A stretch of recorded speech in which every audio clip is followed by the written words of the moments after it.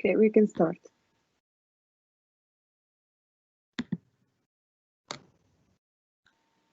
Miss Christine, we can start. Yeah, I'm starting.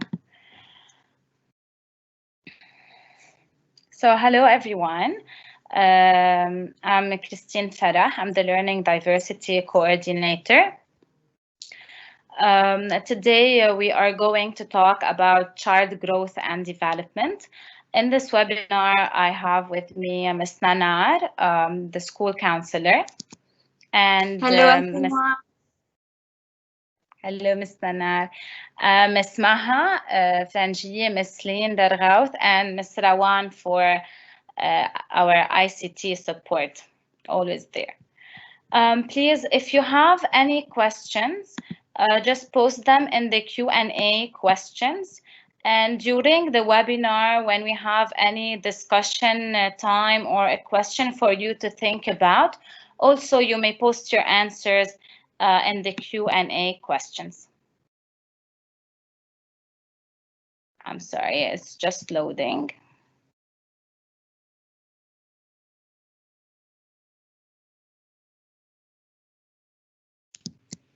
I'm not sure why I'm not able.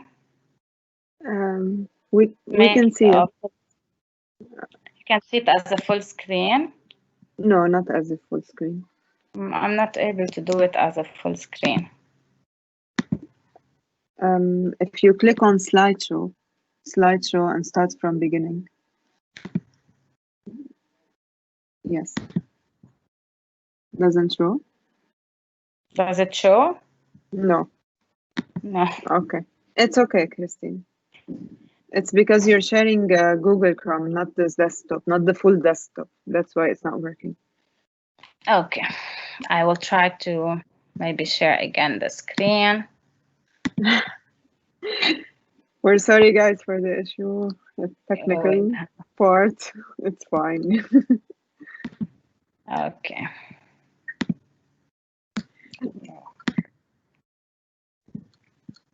Okay, I think now you shared it the right way, so I guess this should work now. Hopefully. Okay.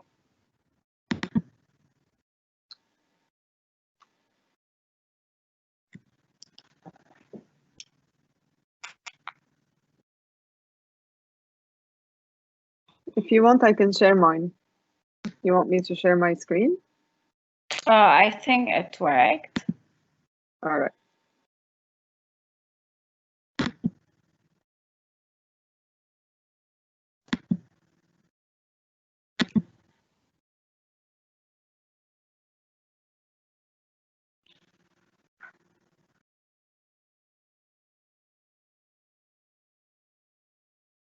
So how are you guys doing?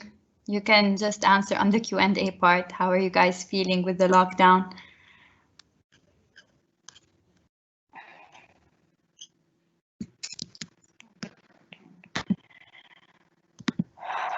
Okay, Miss Christine, how about I share my own screen and we start? Okay. Does that work?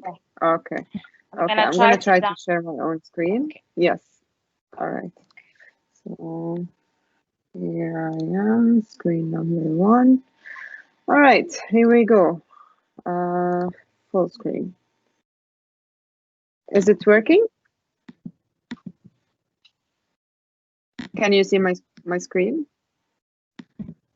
Ms. Maha, I'm gonna need your help to put my own screen. I can see your screen, Ms. Rawan.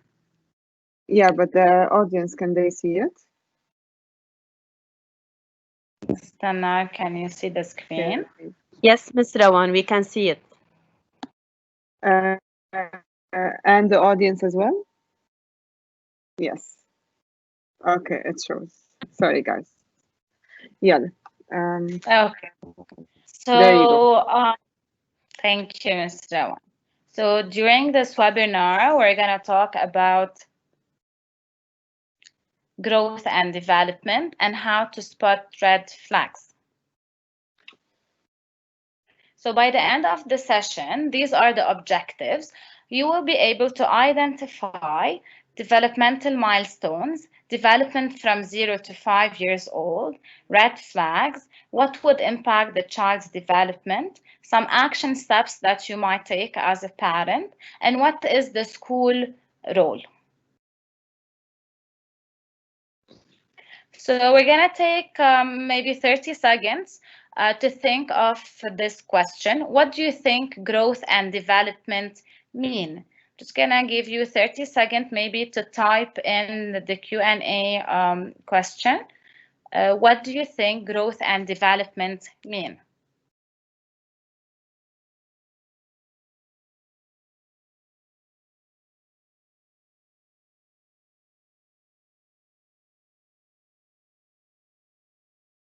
Oh, sorry guys.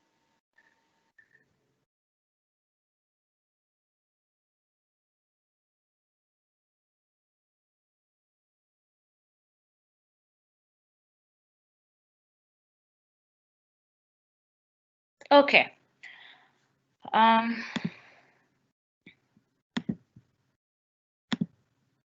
Do I move forward? Yes.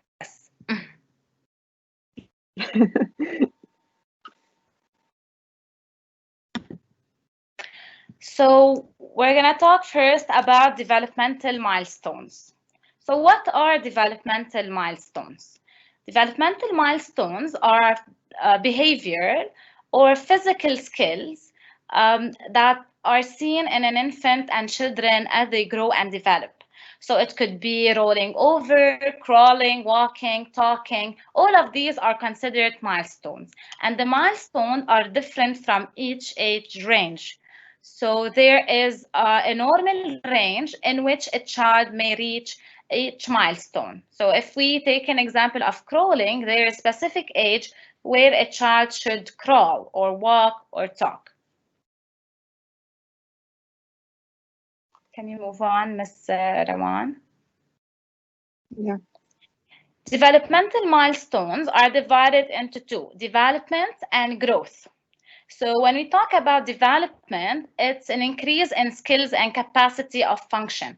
It's more of qualitative change in the child functioning, and it's measured through observation and assessments. So about growth is more as physical size of the whole body or its part. It's a quantitative change in child's body, and it's measured in units like in kilogram, meters, so it's growth of the child. Can you please move on? There are two different types of growth and development. We talk about growth and we talk about development, like we said before. So this is just summarize what we said previously. So a type of growth, there's the physical growth and physiological growth. And the development, we have motor development, cognitive, language, and social and emotional development.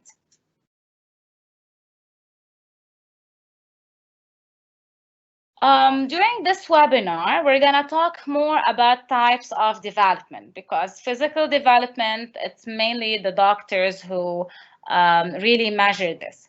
So the types of development, we can talk about motor development, social emotion development, cognitive and language development. So we're going to dig deeper into each skill. Gross motor development. It's the ability to control different parts of the body. It includes walking, running, and moving hands, and different parts. Gross motor development. We're going to watch a video that would summarize the gross motor development. I click on this? Yes.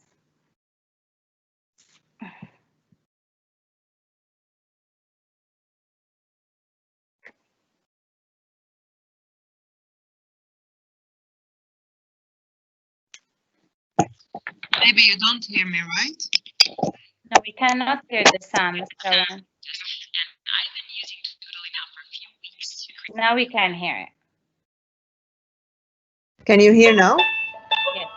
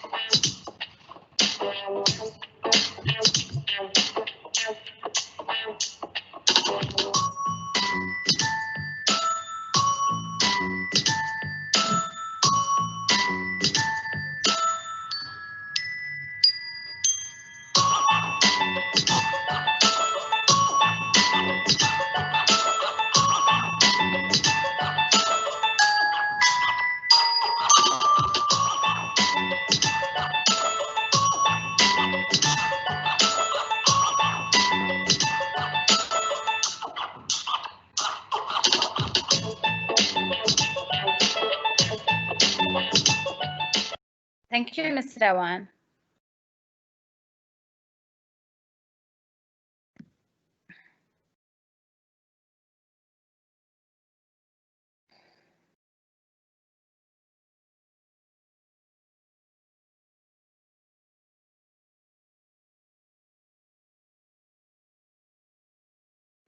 Okay, so briefly, the gross motor development, it summarizes how the child uses his body in different stages.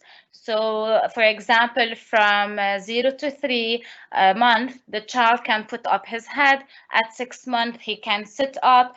At 12 months, he can walk. At 6 months, also, he can crawl. So the gross motor, it's how the child can use his whole body, and his whole body, how it develops through the different stages of his early childhood.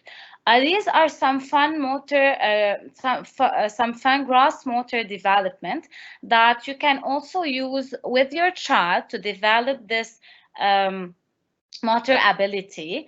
Like these are some games like 10-second plank, 10 ski jumps. So all of these games, you can use them with your child to help him develop these gross motor skills. Can you please move, Mr. Rawan, to the next slide? These are also some balance skills activities that would also help the child to have control of his body and develop the gross motor skills. We have the foot taps and the second one. Okay, the fine motor development. What is fine motor development? It's the level or the ability of coordination of different body parts. So after the child is aware of his whole body, now he will be able to develop the coordination between these body parts. So it could be eye coordination, eye-hand coordination, hand-to-hand coordination, and hand-mouth coordination. Please move, Mr. Rawan. Okay, so I'm gonna share with you now what are the milestones that a child should reach at different stage of his early childhood. It does not mean that each child has to reach all of these, but in general, most of children, they would reach these developmental milestone of fine motor skills. So from 0 to 6, at 0 month actually, and at the time he's born, he has the reflexive grasp. So he is able to grasp anything you would give him, and it's a reflex. He has a global ineffective reach of object at 3 months. He can voluntarily grasp, so reach for things. He has two-handed palmar grasp, so he can use his palm.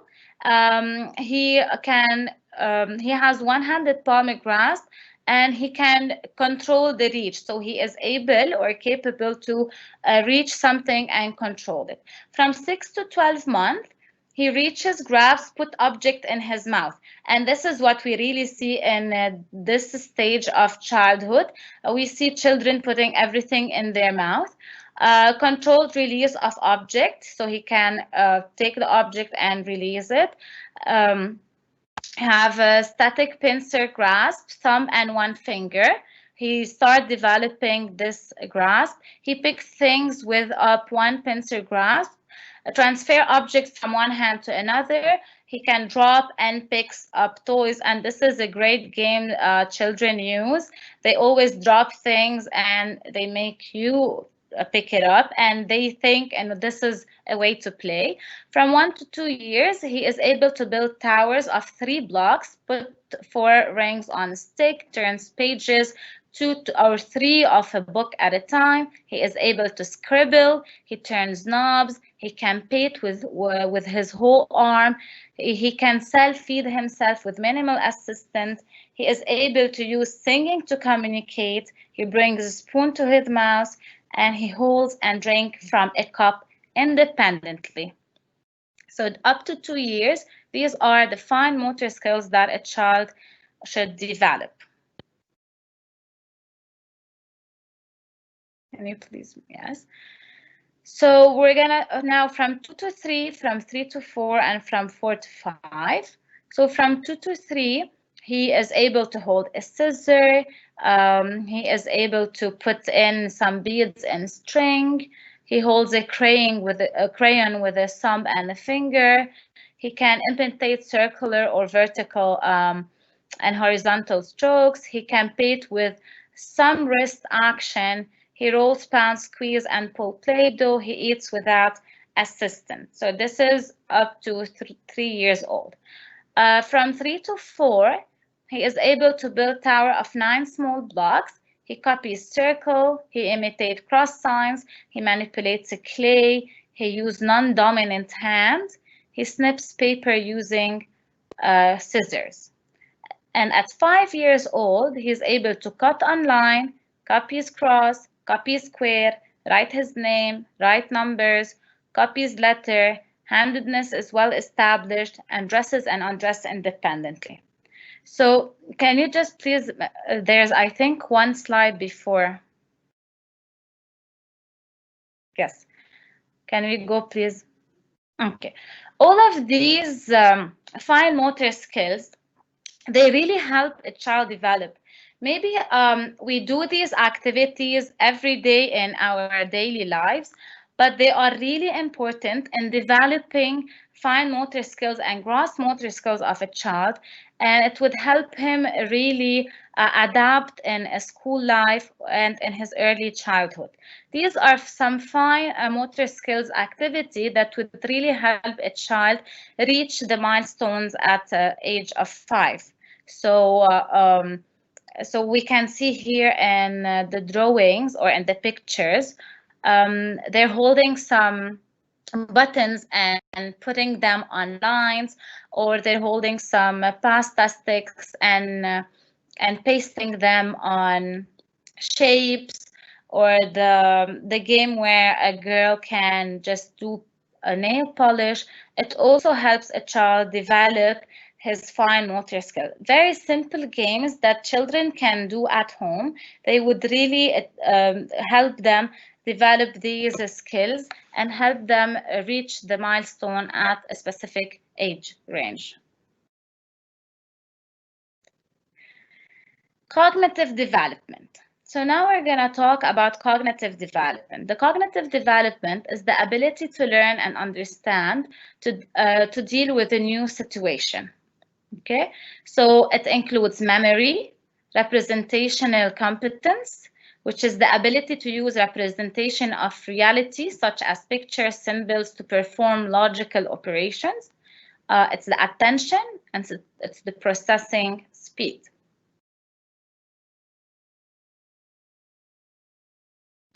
Cognitive development, as per Jean Piaget, we're going to talk about the first 2 stages because they include it's up to 5 years old. We have the sensory motor stage, which is from birth to 2 years. This includes learning through senses. So the children, Mr. Awan, yes. Thank you. So the children learn through their senses. They want to touch everything, see everything, smell, hear. So it's learning through the senses. The second stage is pre-operational. It's from age 2 to 5. It's all about language development, focusing on themselves. So children at this age are more egocentric. They want to seek this attention. They think everything is about them. So these are the first 2 stages about development, up to 5. Can you move? Okay. How to stimulate the cognitive development in early childhood? There are also very simple activities that we can do, or as a parent, to help the kids really have these cognitive skills. So sorting colors or sorting object, it doesn't have to be colors. So sorting games, matching, building blocks, logic games, and memory games. All of these simple games really help the child to develop his cognitive skills, or if we can say executive functioning, so which include the attention, the memory, the language as well.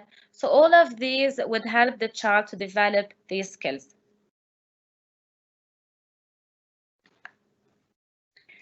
Language development. So nowadays we all face these similar language development delay, and to really know what my child should know at each stage, to be able to assess if a child has any delay. So at 3 months, the child just gurgle. At 6, he babbles. So it's only at up to 6 months, the kids only make sounds, so they don't really talk or speak. At 12 months, he needs to, the first words need to be said, so they can say the main common words are mama, daddy, nanny, so dada. So all of these are words. Or he can also ask for things like water. So he's mainly saying words. At 18 months, he should know from 5 to 40 words. At 2 years, he should have around 150 and 300 words, and he is able to make a sentence of 2 to 3 words. So he can make a sentence like want water or I want. So at 3 years, he should be able to know around 1,000 words and ask short questions. 4 years, he would know 2,000 words and is able to make a 5-word sentence. And at 5 years, he can identify letters and create longer and more complex sentences. How can I help my child to develop the language? There are also a lot of activities that can help my child develop the language, like pretending games, daily reading, talk about daily routine and chores, which is really important, and more exposure to books. Sometimes as parents, it's really important to talk to our children everything we're doing during the day. If I'm doing the dishes, or if I'm wiping the floor, or if I'm putting clothes in the washing machine. So anything that I'm doing, the more I involve them and I expose them to the language, the more the child would able to develop the language skills.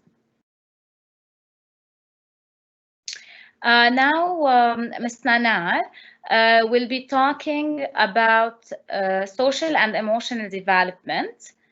Ms. Nanar. Hi, everyone. I'm Ms. Nanar. I'm the school counselor from early years to grade 5. If you're an early years parent up to grade 2, you might see me posting some funny memes on the channels, and also some helpful strategies for the students in the Counselor's Corner channel. That's me. So I want to discuss about the social and emotional development of the child.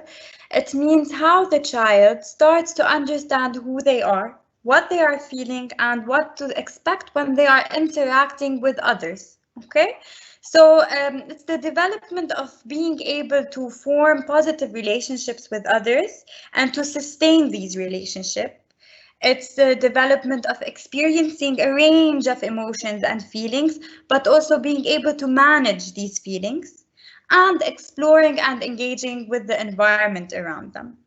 So we're going to watch a short video, basically explaining the importance of social emotional development in general. Thank you. I'm so happy you like the posts.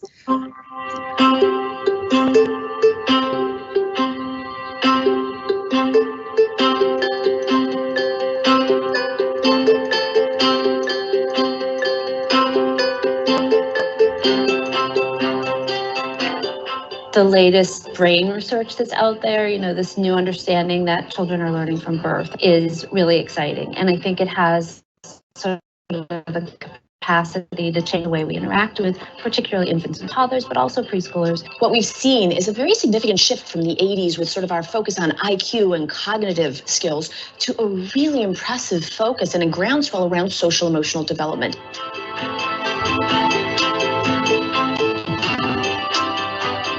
Social emotional development is the learning of how to be human, really, from the very first day of life. Does your kid share with other kids? Can they resolve conflicts with other kids? How do they feel about themselves? How do they express themselves? We have a lot of tests in our schools. You know what they show? They show the amount of input that every child has at home. It really boils down to self-management, self-awareness, and self-control. But it's not just about the self, it's also about empathizing with other people and relationships and perspective taking. What we want for our kids is to have a sense of purpose and to be able to communicate with others and to feel confident in their own skin. Can they manage their negative emotions enough so that they can get along well with other children in the classroom?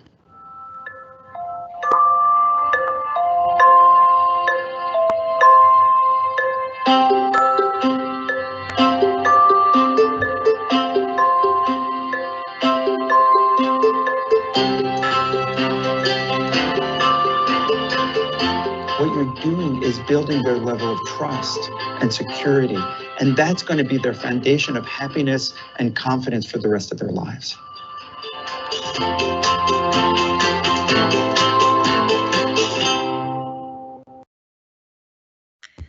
Okay, I really enjoyed this video when I watched it, and I felt like it just summarized everything I had to say.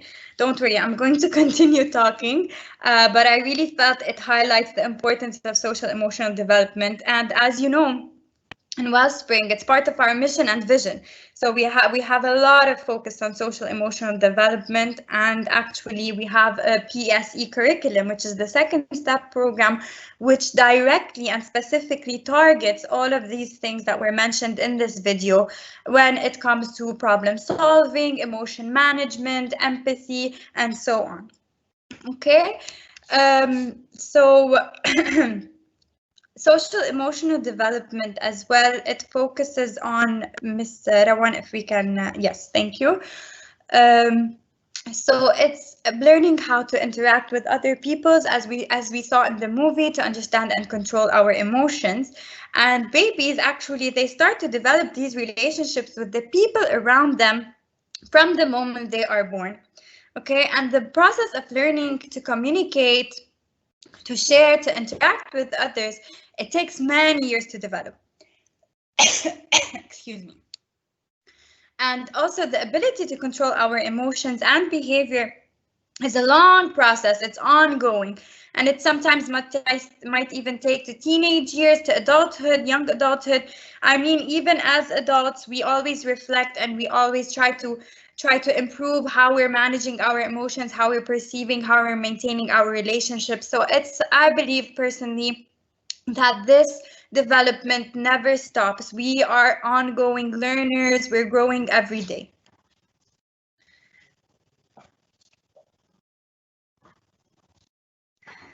So, as you saw in the video, the last thing they mentioned, who is the most important part in the development, the social and emotional development and the success of the child, it's you as parents, and it's us as educators, because they actually spend the most time with us and with you.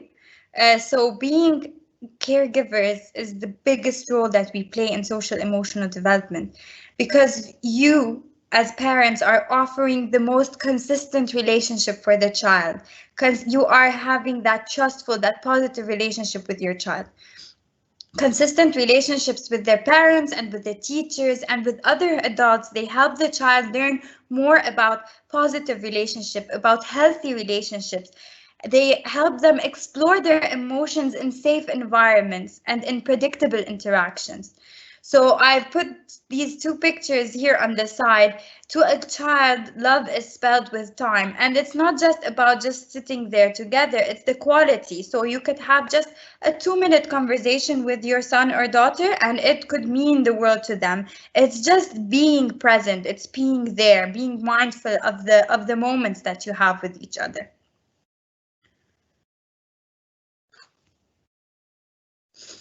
So these are some developmental milestones when it comes to social emotional development.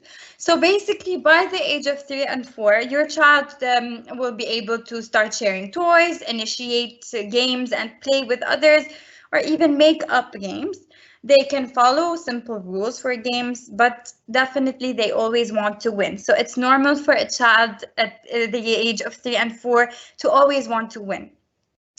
They start beginning pretend play and dramatic play. They pretend that they are doctors. They pretend that they are playing cows.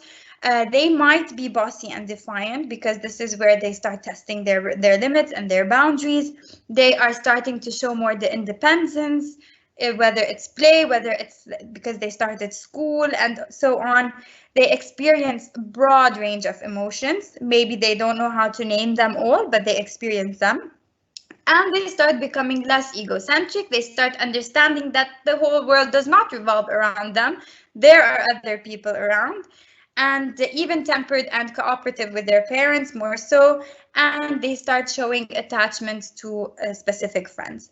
Moving on to the years between 4 and 5. So I just mentioned these early year stages, but if at any point you guys would like to know more about other ages, please feel free to reach out. I'll be more than happy to send you articles to give you more information about other stages.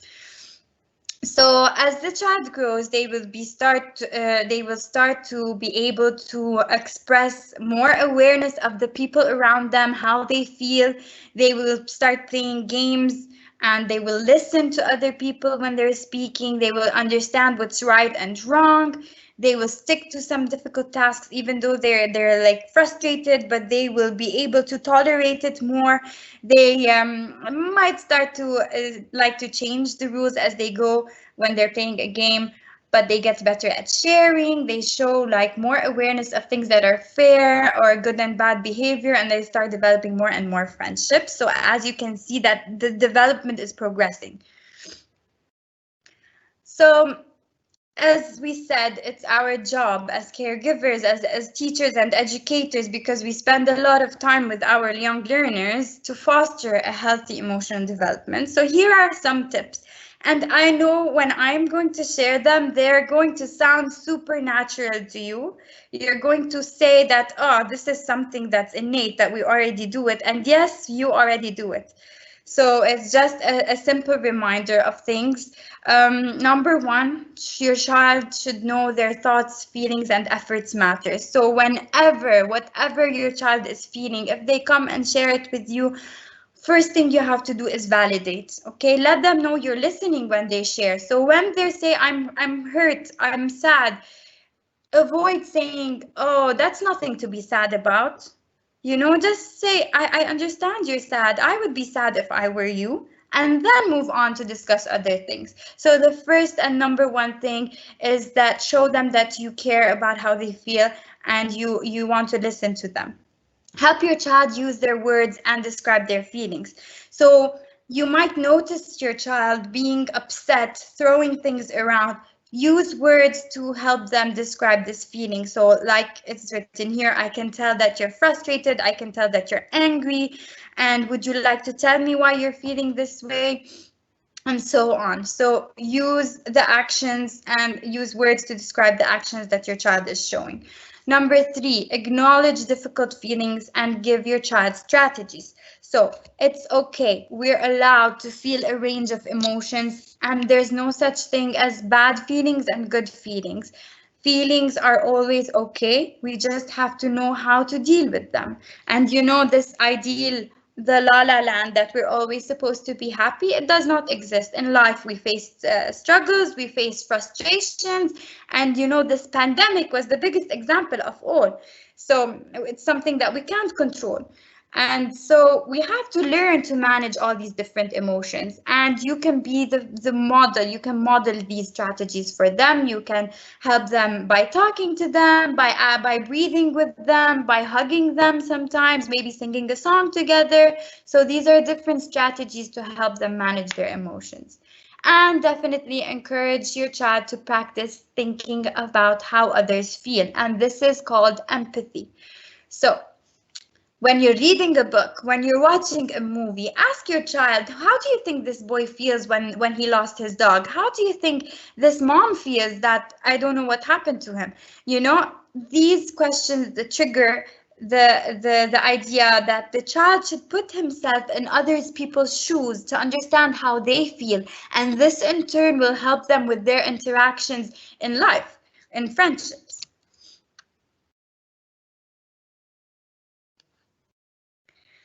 Okay, some other things that you can do, always model emotions and behaviors you want your child to show. So you're like the teacher, you're their first teacher, they look up to you. So if you're feeling upset about something, you can model that and you can express and you say, I'm feeling sad that this happened. What I'm going to do is I'm going to count to 10.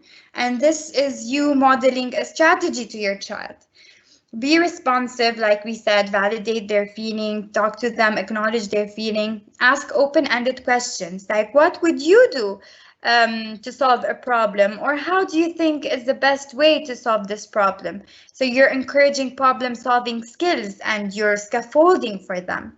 You can even use stories and videos to talk about different situations, encourage your children to try new things, but just pay attention not to put a lot of pressure on them. Play games with them. Games are super important because they will learn how to lose, how to handle loss, how to share, how to negotiate. Give them like questions, ask them questions about why they're upset and how you can help them feel better. And give them like an option, like, would you like to brush your teeth or take a bath first? So this will lower a lot of their frustration and the defensiveness. Also, sit with your child. I know we're at a stage where we're spending a lot of time on the screen, and usually I would say it's not okay, but these times are very special times, and whatever works for you, please go ahead. But even when you are sitting on the screen, you can make this time a shared time to share, a time to experience things together, play games together online, you know, take turns and turn it into a social activity. This link is nothing, it's by mistake. Yeah. So some resources that could help you. So I'm going to share some ideas with you.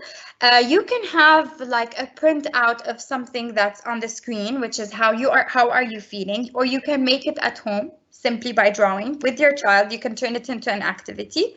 And this is like a feelings check-in. So you can specify a time in the day where you just sit and you discuss the feelings that you had today. So how did you feel today? You're happy. What made you happy? You were sad. What made you sad? Okay, this will help the child recognize and identify different emotions. This will tell him that all feelings are okay.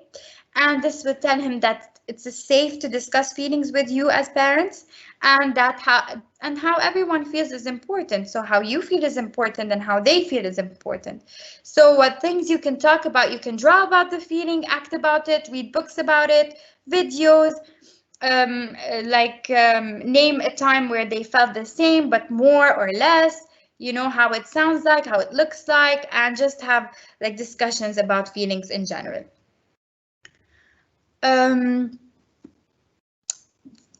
Awareness. So we talked about identifying emotions, different emotions. Now it's another strategy, a tool for you guys.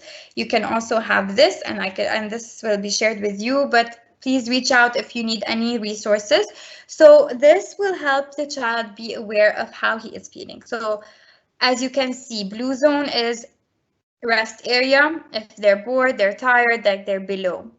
Go is green, so they're happy, they're positive, they're energetic, they're calm, they're proud, you know, all the positive feelings. Slow is like confused, nervous, those feelings that are in the middle. And stop, the red one, is upset and angry.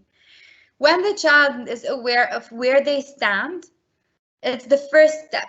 So self-awareness, and then they know what they need to do next.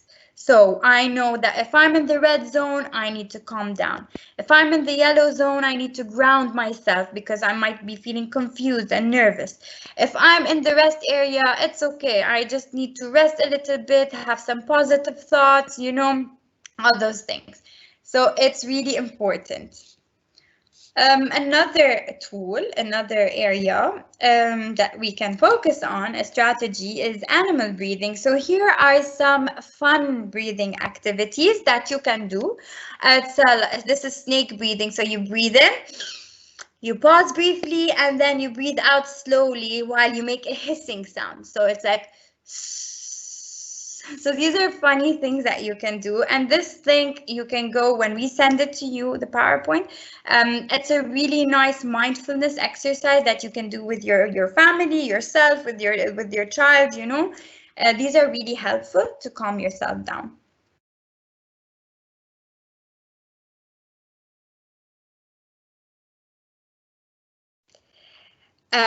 This year, more than ever, and I don't know if it's because we've gone virtual and we've had to deal with a lot in 2020, but I have realized that the growth mindset is something that I am more and more leaning towards, and this is what I'm finding there's a need in the students, in the parents, and the teachers, and ourselves as well. So because we are faced with new challenges, we are faced with new things that we are doing, we are feeling frustrated. Students are feeling frustrated. And this is the right time, and this is what I'm trying to push for more and more, is the growth mindset, is that our brains keep growing. Our knowledge is not limited, it can grow, we can learn more. It's the power of yet. I can't do this yet. I don't know this yet. I don't understand this yet. And what you can do as parents is show your children that it's okay if we don't know. So you can randomly say, oh, oops, I made a mistake today. And, you know, make mistakes accepted and respected. And this is how we learn, and this is how we grow.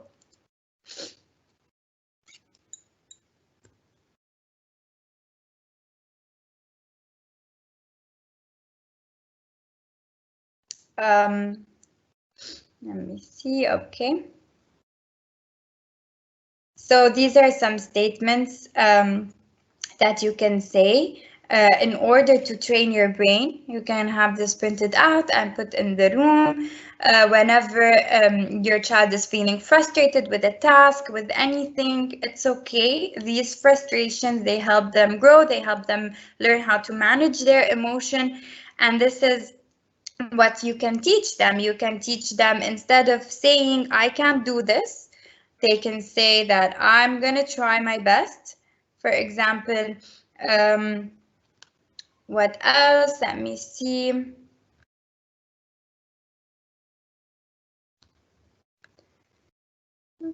I can do it. Okay, so I'm not good at that. They can say I can get better at that.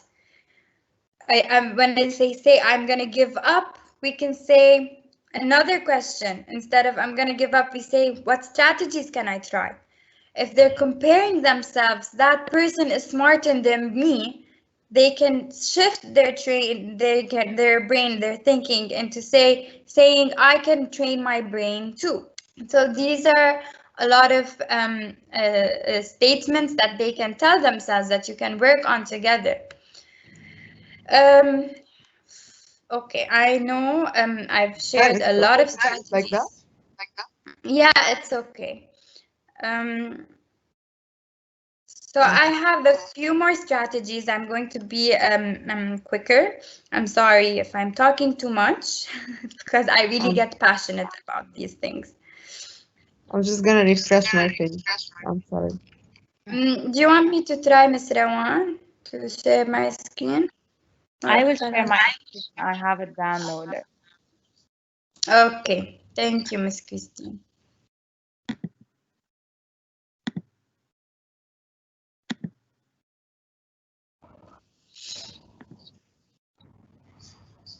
Can you see my screen? Yes.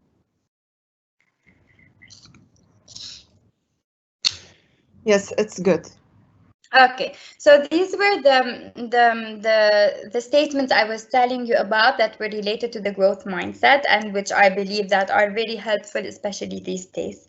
For self-regulation, here are some fun activities that you can do to help your child or even yourself calm down. They're actually really calming, and it releases a lot of your energy. So you puff your cheeks and you puffer like a fish. You fill your cheeks with air and then you release it. You cuddle yourself like a clam. Okay, all of these, they're engaging all your senses. So you're calming your body and also you're grounding your thoughts. So they're really important strategies that you can model for your children, you can do with your children. This will help them know what to do when they are feeling overwhelmed, when they are feeling fidgety.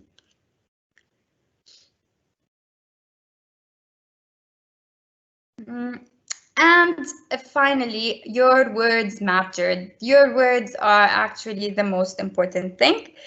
And so here are some things that you can say instead of the automatic things that we usually say. And it's okay, because we all fall into those traps. So instead of saying be quiet, shift it around and can you use a softer voice? Instead of saying, oh, what a mess you've made. Oh, looks like you've had so much fun. How can we clean this up? So it's like removing the shame and removing the guilt and removing that, be quiet, you're bothering me, and all of those. So you're shifting it more into how can we learn from this situation? How can we fix this situation? What can I do to self-regulate? How can I use my calmer voice? When your child is frustrated and says, I don't know how to do this, I already explained it to you, means like, oh, I'm probably dumb, I don't understand it. But instead, if you say, okay, let's try a different way, this is like telling your child, well, it's okay, it's not me, it's okay, I can try again. Anyways, I'm sure you guys, you are much better at this than me, because you are like living this daily with your children. But it's just a reminder, because sometimes we might forget to focus on this, but words really do matter. I'm not sure. Okay. So I had like a slide about play and the importance of play. So play is for me and scientifically proven of the most important way to learn and to develop. And it's actually important in cognitive development as well as emotional, social, and physical. Okay, so play for me is super important. Kids learn a lot through play. And finally, yes, Miss Christine, if you could please. Yeah, these are some different social emotional activities. So here I was telling you about the importance of play, and here are some games that you can play at home, and this is what it teaches them. So if you play Jenga as a family, this teaches self-control. This teaches them to really take their time into picking which one they're going to pull out, to see, oh my God, I can't be really quick, I have to be really slow. Pictionary, it teaches them teamwork. Chess is decision making all the way. Charades is very important for social cues, for understanding and reading body language and facial expressions. Guess Who is for conversations. Candyland, taking turns. Scrabble is for flexibility. You have to think of different words, different ways to write them. Feelings Uno is really helpful to discuss emotions. So these are just some quick examples. And that's it for me. I hope these were helpful. Thank you. Thank you, Ms. Nana, for sharing this really important part, social emotional, because I think nowadays our emotions really matter and the kids are really impacted by the situation that are happening. So thank you for sharing great tips. So now, as we move on in this workshop about growth and development, we're going to think about why is it important to assess the growth and development. So why do we assess the growth of development of a child? Because we really need to understand or to know what to expect of a child at different age stage. We really need to understand how to support different needs of our children and to formulate the plan of intervention, and also to support parents in order to achieve optimal growth and development at each stage. Now we're going to talk about developmental delay and red flags. So what is a developmental delay? It's when my child or your child does not really reach their developmental milestone at the expected times. It's an ongoing major or minor delay in the process of development. If your child is temporarily lagging behind, that is not called developmental delay. Delay can occur in one or many areas, for example, gross or fine motor, language, social, emotional, or thinking skills. So if my child have missed one or two skills of one area, it does not mean that he has developmental delay. Each child grow at different pace, at his different pace. So assessing these or recognizing these red flags is really important for the children. So we're gonna give 30 seconds for discussion. You can just type in your answers in the question and answer Q&A box. So what are some red flags that would make me as a parent refer to a specialist? So what are red flags for you as a parent that would make you refer to a specialist?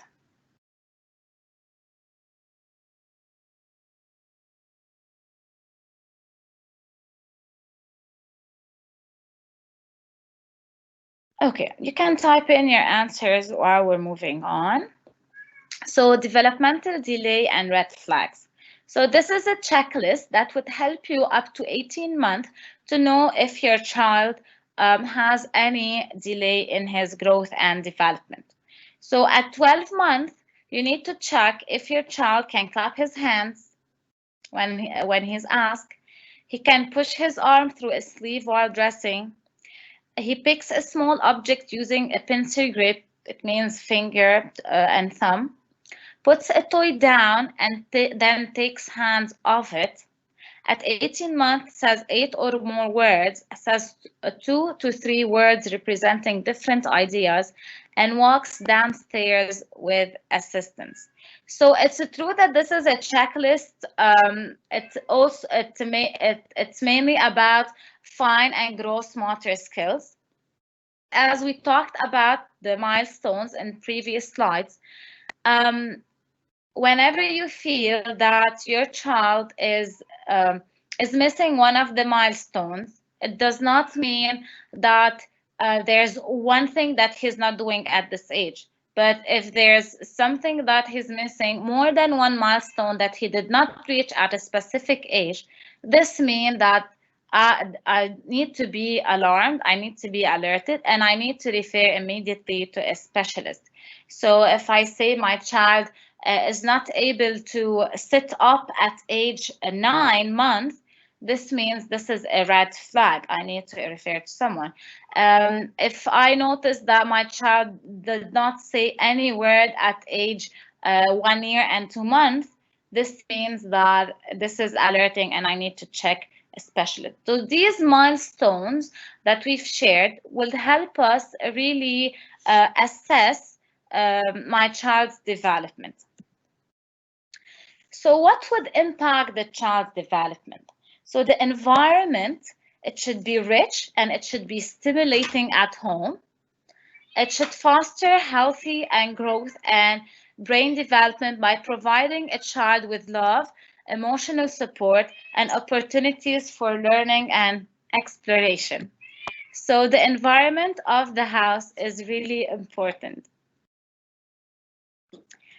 We're going to talk a little bit about things that are impacting our child's development nowadays. So the screen time is a major impact that's taking place now, especially in our situation in the lockdown and especially now that we have a lot of technology. So a research that was made by the National Institute of Health and based on preliminary data from ABCD, it shows that MRI scans found significant differences in the brain of some children who reported using smartphone, tablets, and video games more than 7 hours a day.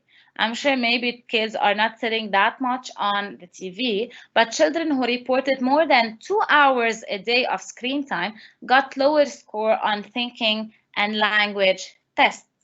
So even if I know Ms. Nana shared it previously that because our circumstances, because of the lockdown, the kids are not really able to go out, and we totally understand. But she also said something really important, that make it useful. So maybe you can sit with your child and make a conversation, discuss what he's watching, ask him questions, so he's not stuck all the time at the TV without any social interaction. As per the American Academy of Pediatrics, here are some suggestions. So they suggest, and as per the studies, they suggest that under 18-month-old, the child should not be exposed to a screen at all. From 18 to 24 months, it means 2 years, the parent should only choose high quality of media and watch it with their child, and it should be maybe less than 15 minutes per day. For children 2 to 5 years, less than 1 hour per day of high quality programming is recommended with parent watching alone. So the parents are play a crucial role in the development of a child and what's impacting his development. Also, human interaction can also impact. So the more interaction, the more human interaction a child is exposed to, the more development milestones he would reach. So there's a common phrase that said, adults talk, kids play. So children are not always able to articulate their thoughts, feeling, or experience, but they are able to express them through play. And Ms. Nanar also had a big part out of this, talked about this a lot, how play is powerful. So modeling a good friendship, encouraging friendship, set up play dates, respect your child personality, emphasize the importance. So all of these are the impact of human interaction. So if you have any concern and if you feel that your child has a delay, you should refer to a neurologist or the caregiver of the child, or to the school, of course. So the school role is always to enhance the academic, boost self-confidence, learn new skills, learn social skills, and improve the management or the time management. So the school role, teachers, as a school role, the teacher observes the child at the beginning of the year, then they refer to a school specialist when detecting red flags. The parent are contacted for a meeting, more observation take place, we take action steps, and parents are supported and guided during the process. So these are some reflection questions that you can type your answers in the Q&A. So what are some things you already do? What practices will you implement? And what will you do more of? At the end of this webinar, I would just, this is a takeaway. I just want to remind you that each child develops in his own pace, and the development is uneven, especially at early years. Some kids can concentrate more on physical tasks, other they would ask more to play or jump. So your observation is crucial, and the school role is really important, and you can always refer to the school, to a specialist, or to the Stanar whenever you need any support. That's right. We are always here to support you. If you need anything, please feel free to reach out, and I will share our emails here as well. So you can send us an email if you have anything specific you would like to discuss or talk about. Thank you so much. It was a pleasure. Thank you so much.